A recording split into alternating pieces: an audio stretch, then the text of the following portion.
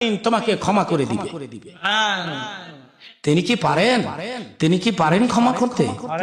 জোরে বলেন, তিনি কি পারেন? قل يا عبادي الذين أسرفوا على أنفسهم لا تقنطوا من رحمة الله إن الله يغفر الذنوب جميعا إنه هو الغفور الرحيم। আল্লাহ বলেন, আমি গাফুরুর রহিম, আমি রহমানুর রহিম। আমি ইচ্ছে করলে বান্দার জীবনের সমস্ত গুনাহ মাফ করে দিতে পারি। চিল্লায়ে বলেন মারহাবা, চিল্লায়ে বলেন মাশাআল্লাহ। ছেলে বলে, হুজুর 3-4 বোতল খাইছি তো পুরা নিশা হয় নাই। আমি বুঝতে পারতেছি স্ত্রী নামাজ পড়তেছে। হুজুর নামাজের পরে আমি যে পেছনে, সে জানে না সেজদার পরে সেজদা, রুকুর পরে রুকু, নামাজের পরে মুনাজাতে আমার জন্য কাঁদে। সে যে মুনাজাতে কাঁদতেছে, কথাগুলো বলতেছে, আমি পেছন থেকে শুনতেছিলাম। মুনাজাতের মধ্যে কান্দি চোখের পানি ছেড়ে হাত ডেকে বলে, আল্লাহ রে, জীবনে এক ওয়াক্ত নামাজ কাজা করি নাই। মদখোর স্বামী তুমি আমারে মিলাই দিয়েছো। রাত গভীর রাত আমার স্বামী মদ পান করে কোথায় পড়ে আছে আমি জানি না রে আল্লাহ। আল্লাহ রে, আজকে এই রাতে যতগুলো নামাজ আমি পড়েছি, যতগুলো সেজদা আমি করেছি, রুকুর বিনিময়ে, সেজদার বিনিময়ে তুমি আমার স্বামীকে মানুষের মতো মানুষ বানিয়ে দাও। একটা স্ত্রীর দোয়া, একটা স্ত্রীর দোয়া স্বামীর জন্য বেলা হেজাব কবুল হয়ে যায়। চিল্লায় বলেন সুবহান। স্ত্রীর কাছ থেকে দোয়া নিয়েন, খালি পিডাইয়ের নাম তাজে দোয়া নিয়েন। পিডানের লেগে আলাদা লাঠি বানাইছি, সেগুন কাঠ দিয়া লাঠি বানায়া ঘরের ওয়ালের মধ্যে ঝুলাইতেছি। স্ত্রীরে কয়, এটা তোর লেগে বানাইছি, তুই সকালে বিকালে 2 বার জিয়ারত করবি। আপনি কেন স্ত্রীকে মারেন? স্ত্রীকে কেন মারেন? বেশি বেশি করে আদর করতে পারেন না? আপনি শাসন করতে পারেন, ইসলামে না জায়েজ না, শাসন করতে পারেন। শাসন কিভাবে করতে বুঝুন? থ্রেট করবেন, থ্রেট, ধমক দিবেন, বড় বড় চোখ করবেন, ঠিক কিনা? এক টাইম খাবেন না, তোমার বাসায় আমি দুপুরে খাইলাম না। তুমি কেন জোহরের নামাজটা পড়ো নাই?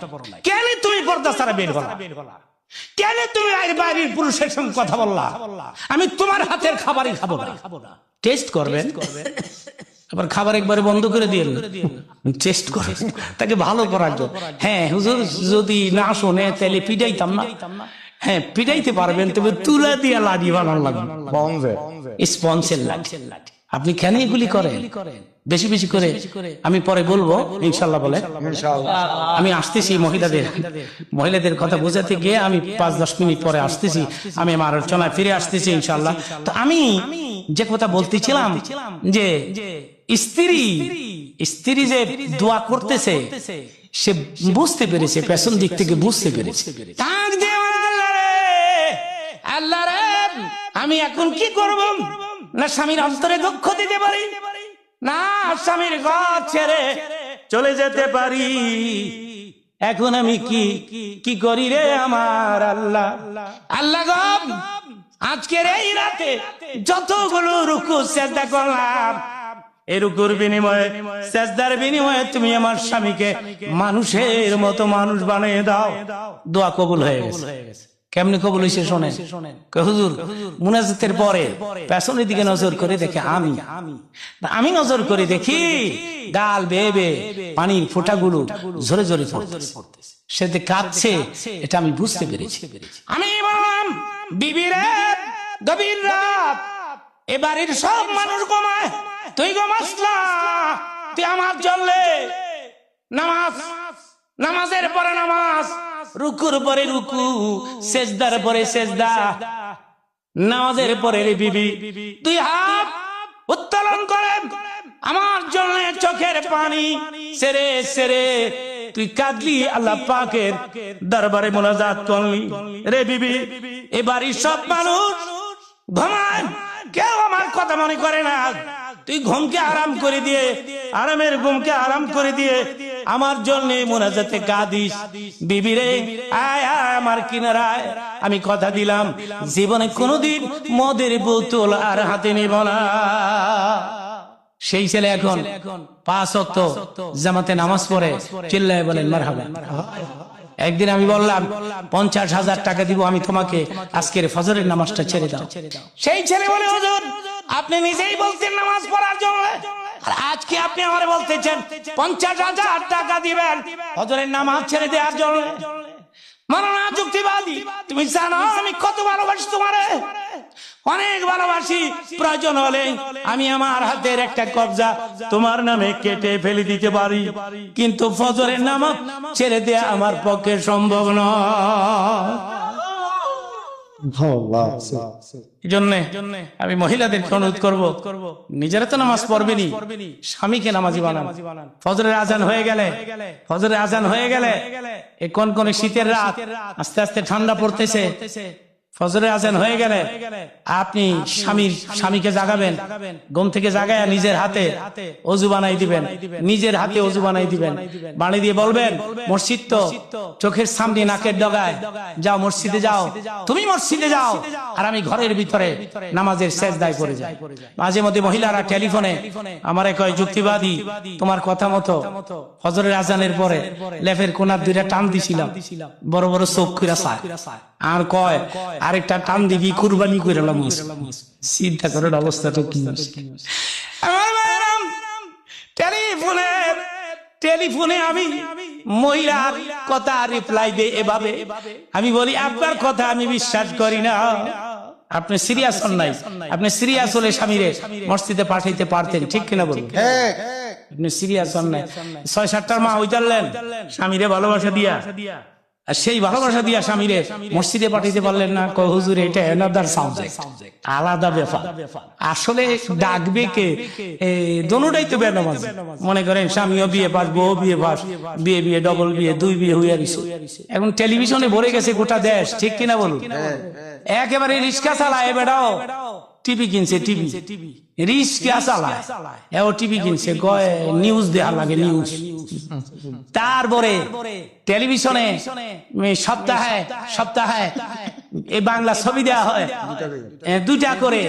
তারপরে ওই ATN, channel I, NTV, Falna দলনা, এগুলাই নে ইন্ডিয়ার বোম্বের নেকের ছবি, ইন্ডিয়ার বই। বাঙালিরা তো এখন বাংলাদেশি বই দেখে না, ইন্ডিয়াটা স্যার ভাইরা, ইন্ডিয়ার সেই নর্তকী অর্ধ উলঙ্গ হয়ে ড্যান্স দিচ্ছে, দেখতেছে বাপ, পাশাপাশি বসে দেখতেছে মেয়ে, ছেলে, পুত্র বধূ, বাপ মা, ছেলে মেয়ে, পুত্র বধূ ভাই সিরিয়ালে বসে বোম্বের নেকের ছবি দেখে, নর্তকীর বেহায়াপনা, উলঙ্গ নাচ।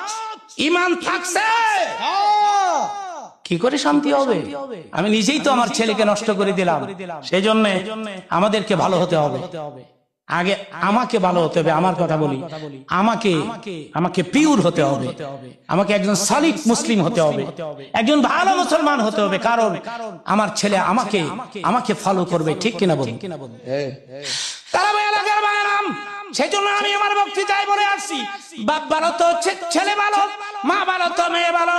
বাপ নামাজি, ছেলে নামাজি, মা নামাজি, মেয়ে নামাজি।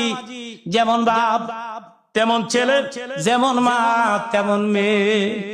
ভালো মায়ের সিরিয়াসলি ক্রাইসিস, ভালো পিতা পাওয়া যাচ্ছে না, ভালো মা পাওয়া যাচ্ছে না। আমি সে ছোট্ট কথা শোনাবো আপনাদেরকে হাদিস শরীফ থেকে।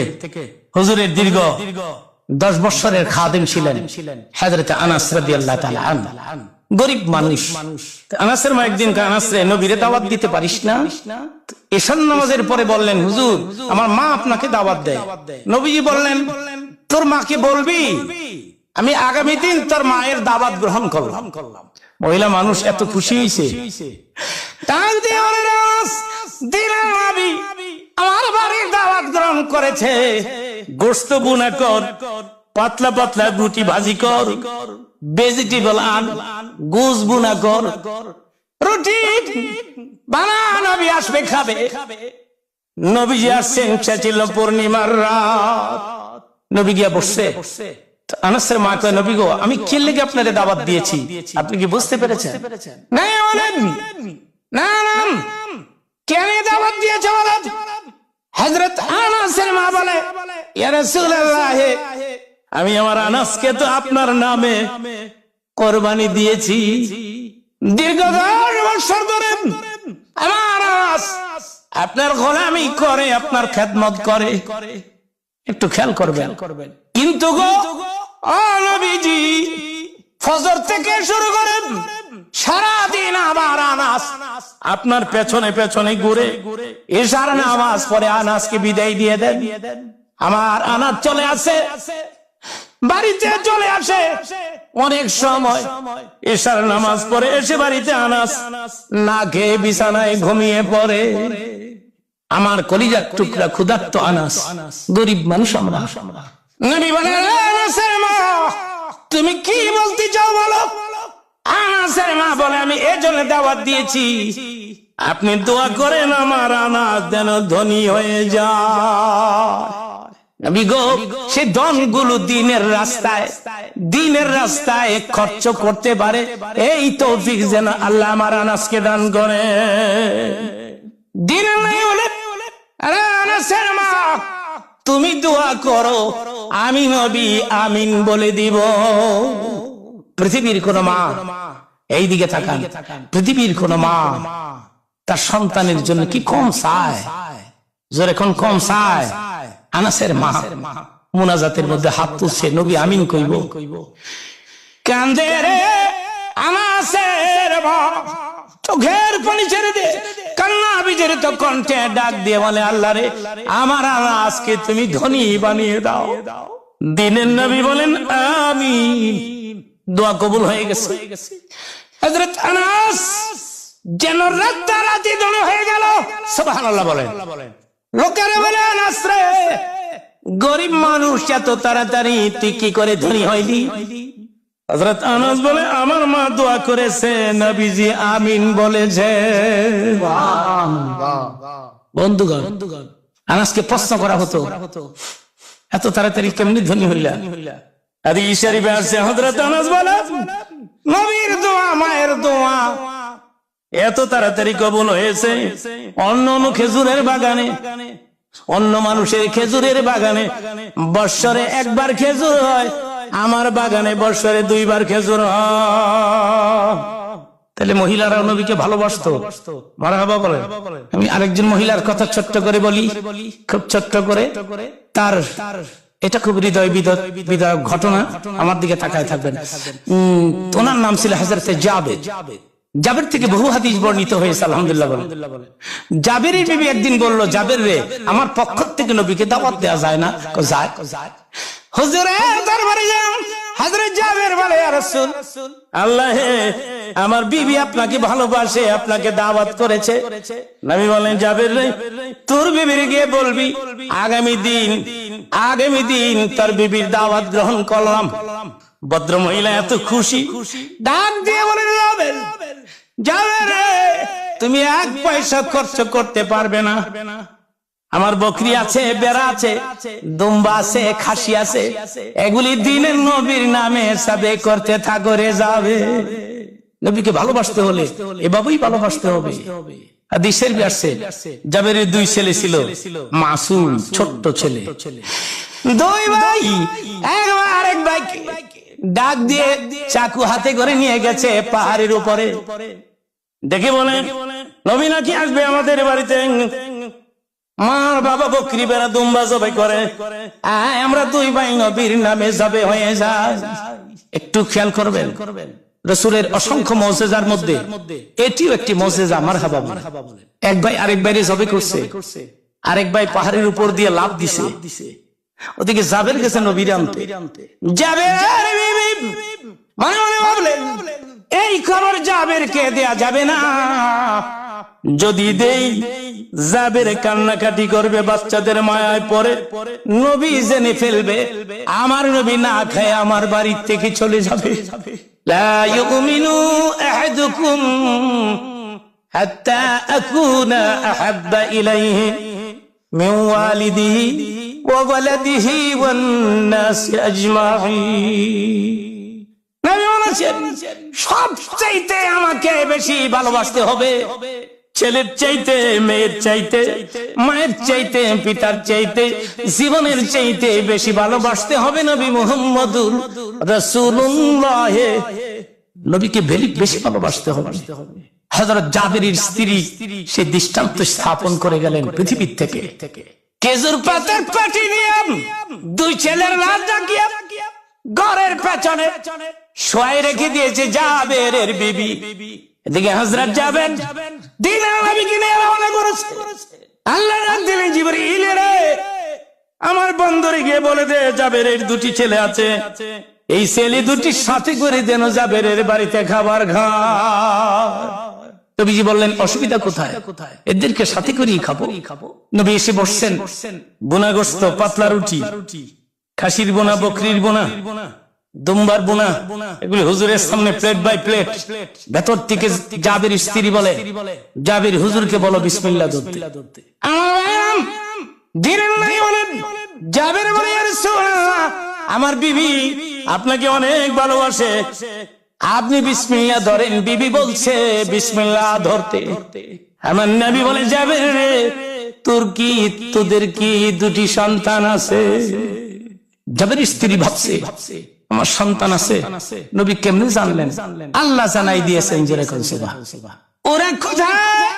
জাবেরের বিবি বলে, রে জাবের, দিলের নবীরে বলে দাও এরা বাহিরে একটু খেলতে গেছে। নবী গো, বেগম কয় তারা বাইরে খেলতে গেছে। কত দূর হবে তারা খেলতে গেছে, এসের কি খবর দেওয়া যায় না। জাবেরের বিবি বলে, রে জাবের, নবীরে কও কেন নবী এদেরকে তালাশ করে? এরা অনেক দূর গেছে, এরা তো সকাল থেকে কত খাবারই খাচ্ছে।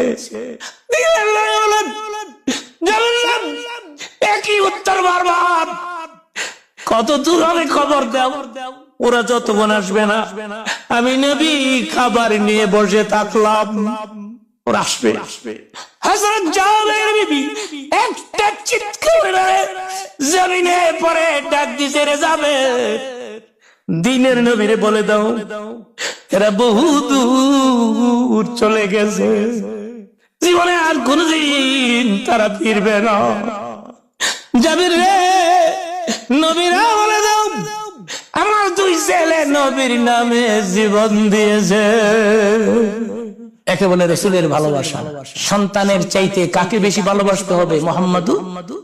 দেখেন চোখে একটু পানি আসেনি, আসবে কেমনে? চোখ তো পাথর হয়ে গেছে। গভীর রাত, রাসূলের মহব্বতে যদি কেউ এক ফোঁটা পানি ছেড়ে দিতে পারেন, আমি বলে গেলাম আপনার চোখের পানি নিদানের দিন আপনাকে রাসূলের কিনারে পৌঁছে। জাবের রে, নবীরে বলে দে ছেলে গেলে ছেলে পাওয়া যায়, নবী না খেয়ে চলে গেলে নবী পাওয়া যায় না। জাবের রে, নবীরে বলে দে নবী যদি দোয়া করে আল্লাহ আমাকে আবার সন্তান দিবে, নবী খাইলে আমি খুশি রে যাবে। আপনারা বলেন আমি শুনবো, ঠিক মতো বলবেন।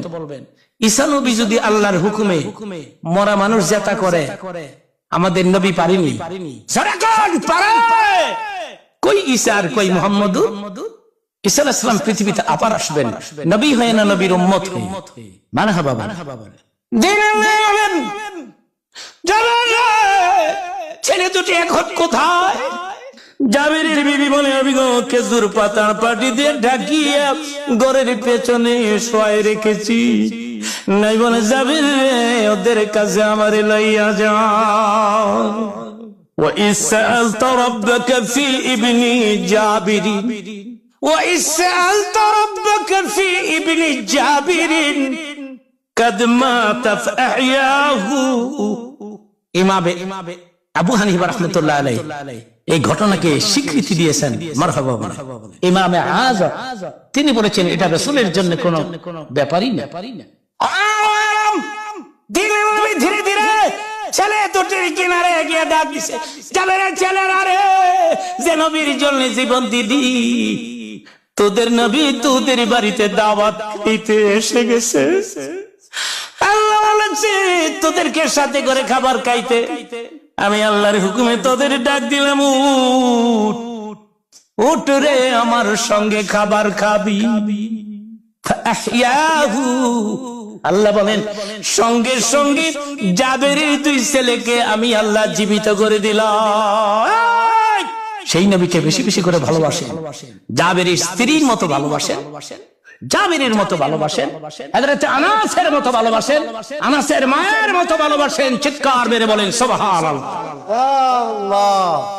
আল্লাহ বলেছেন ইন কুনতুম তুহিব্বুনাল্লাহ ফাত্তাবিউনি, পড়ুন আমার সঙ্গে, ফাত্তাবিউনি ইউহিব্বুকুমুল্লাহ ওয়া ইয়াগফির লাকুম যুনুবাকুম আল্লাহু গফুরুর রহিম। রাসূলের বিধান মানিবে যখন, খোদাও হবে তোমাদের আপন। এ জগৎ কি সানো, লোহ কলম সবই হবে তোমার আপন।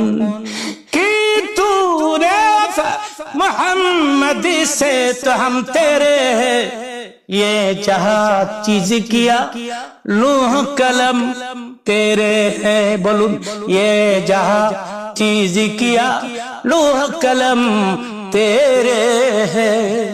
মারহাবা বলেন, নারায়ে তাকবীর, নারায়ে তাকবীর। প্রিয় শ্রোতা, সামনে আরো গুরুত্বপূর্ণ আলোচনা আছে, তাই শুনতে থাকুন বাংলা ইসলামিক রেডিও, আর অবশ্যই একটি লাইক দিন। ধন্যবাদ।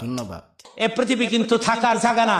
টুডে অর টুমরো এই দুনিয়া ছেড়ে আমাদেরকে যেতেই হবে, ঠিক না বেঠি? আপনারা বলেন আজরাইল ঘুষ খায়? জোরে কোন আজরাইল ঘুষ খায়? আজরাইল ঘুষ খাইলে উপায় আছিল? উপায় আছিল না। আজরাইল ঘুষ খাইয়া বিনাশ করে লাইল দুনিয়া, আর আজরাইল তো ঘুষ দিয়া আজরাইল পাগল করে লাইল মানুষ।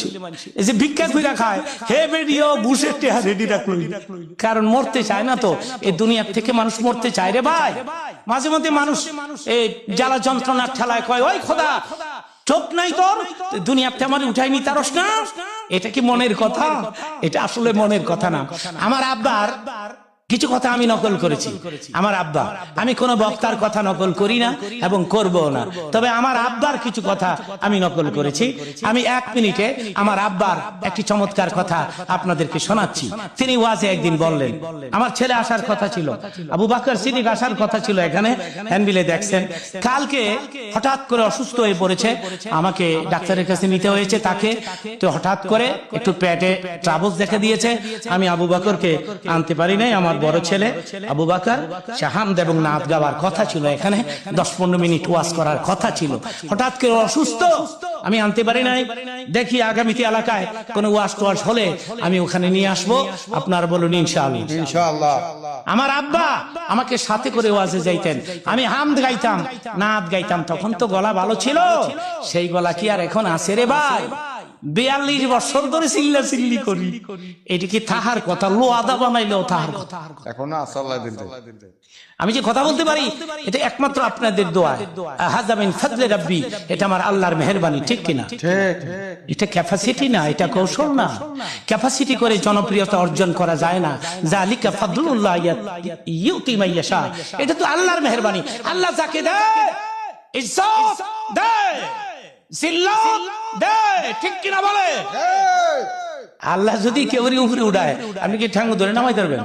আপনি ঠ্যাঙ্গ ধরলে আপনি সহ উঠে যাবেন। সুতরাং সমালোচনা করবেন না। তো ভাইরা আমার, তো আমার আব্বার একটা কথা আমি নোট করেছি, এক লোক পারে 2 মণ লইছে 4 গুণা বস্তা, গার ভাঙ্গা মরতে লইছিল। তো বস্তা রাস্তার পাশে ফেলি দিয়ে, ওই খোদা তোর চোখ নাই, দুনিয়াতে উড়াই নি দারস না? ঠিক আছে, তুই বেন কানা হইছ, আজরাইলও কানা হইছে। আজরাইল আবার এই জায়গা দিয়ে তারা বজাইতে লইছি। আজরাইলকে আমার খোঁজে কি লেগে টেস্ট করে টান দিয়ে বলে, কিরে ভাই কাকে খোঁজো? আজরাইলকে। আমি তো আজরাইল। শুয়ে পড়ো, শুয়ে পড়ো। হ্যাঁ নামতার তাই কয় কি হইছে?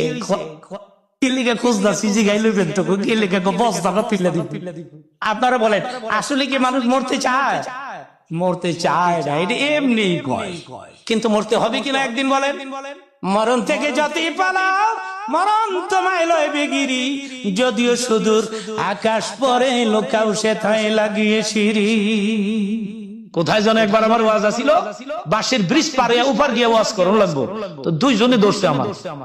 দুইজন লই পড়ে যাই মির্গি বেরামেল্লা। একজন আমার এক যুক্তিবাদী বাঁশের পুল পার হইতারেন না, পুল ছাড়া পার হইবেন কেমনে? আমি আগে পার কর জান্ডা বাসাম, এবার গিয়া কমু আমি কেমনে পাম? এবার গিয়ে বাংলা